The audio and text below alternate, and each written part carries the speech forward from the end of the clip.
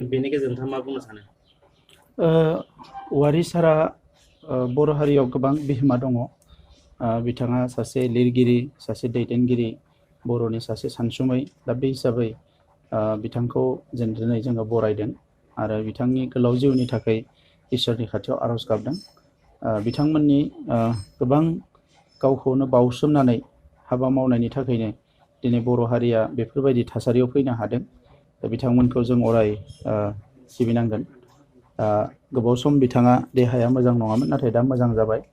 दा बे हिसाबै दिनै जोङो बिथांखौ बरायदों, मान बावदों आरो इयुनाव बिथांनिफ्राय जोङो बोर आशीर्बाद मोनगोन होननानै जोङो मिजिंथिदों।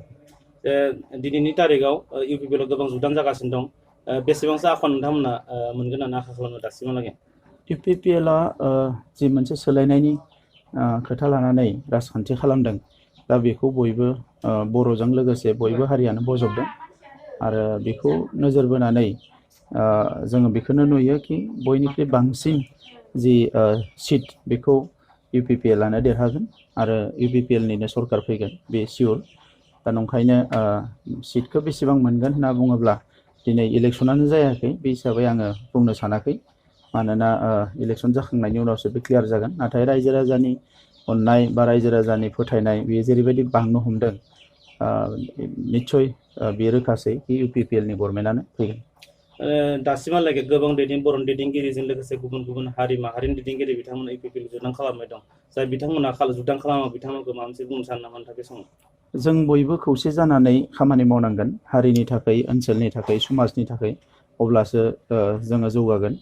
दा बेनि थाखायनो नैबे समाव एना एनि एबा गोरोन्थि सानलायनायनि नङा। राजखान्थि भाबै जोङो सोलायनायखौ लाबोनांगोन। जायफोरनिखि हारिनि थाखाय एबा ओनसोलनि थाखाय जौगानायनि खोथाफोरखौ साननो हायो आरो नंगुबै ओंथियाव राजखान्थियारि खामानिफोरखौ मावनो हायो, बेफोरबायदि दैदेनगिरिफ्रासो दायथ' लानांगोन। 27 बोसोर जि बिपिएफआ सासन खालामबाय, बेवहाय बिथांमोना फोरमान खालामनानै दिन्थिबाय कि बिथांमोना ना हारिनि थाखाय मावनो हायो ना ओनसोलनि थाखाय मावनो हायो। बिथांमोना 27 बोसोर सासनाव थानानै जास्ट मोनसे पावारखौल' बिथांमोना एन्जय खालामदों, पावारखौ गावनि थाखाय बाहायदों आरो जथेस्थ' मिसइउज खालामदों माने पावारखौ। दा नङाब्ला जोंनि ओनसोलाव जौगानाया फैसिगौमोन आरो जोंनि हारिनि गेजेराव सुबुं धोन जौगानायाबो जथेस्थ' फैसिगौमोन, रांखान्थि जौगानायाबो जथेस्थ' जासिगौमोन, इनफ्रास्ट्राक्चार जौगानायाबो जथेस्थ' जासिगौमोन। दा बेफोर फारफ्रोमबो बिथिङाव जोंनि हारिनि आरो गुबुन हारिनि मानसिफ्रा खुद्रिनाय आरो दुखु मोननायनि गुबै जाहोनानो जाबाय जे बिथांमोना 27 बोसोर जि सासन खालामबाय, बेवहाय नांगौ बायदि जेबो खामानिखौनो मावाखै। दा बेनिखायनो नैबे समाव बयबो सोलायनायखौ लुबैदों आरो सोलायनाया फैगोन। लकडाउननि थाखाय गोबाव सम बिटिसि बिसायख'थिया फावसायनानै थांबाय। दा बे फावसायनायाव नोंथांमोननि थाखाय बेसेबां मोजां जादों बा गाज्रि जादों, मा फोरमायगोन जोंनि खौरांनि गेजेरजों? बिटिसि बिसायख'थिया लकडाउननि थाखाय फावसायनाय जि बाथ्रा, दा बेवहाय आङो गोबां खोथा बुंनो सानाखै। मानोना बियो बुहुमनाङैनो मोनसे जेंना नुजादों आरो भारतबर्षआवबो जेंना नुजादों। दा बेवहाय जोङो लाब लानो होननानै जोङो सानबा मोजां जानाय नङा। मानोना बेयो मोनसे सुबुं माहारिनिनो मोनसे जेंना। दा बे जेंनानिफ्राय सुबुं माहारिया बोरैहाय उदां जानो हायो, बेनि थाखाय जों बयबो साननांगौ। बिसायख'थिनि थाखाय जि एफा एनै खामानि मावनांगौ जोङो मावनो नाजाबाय थादों, नाथाय ससियेल डिस्टेन्सखौ जों मेनटेन खालामनांगोन।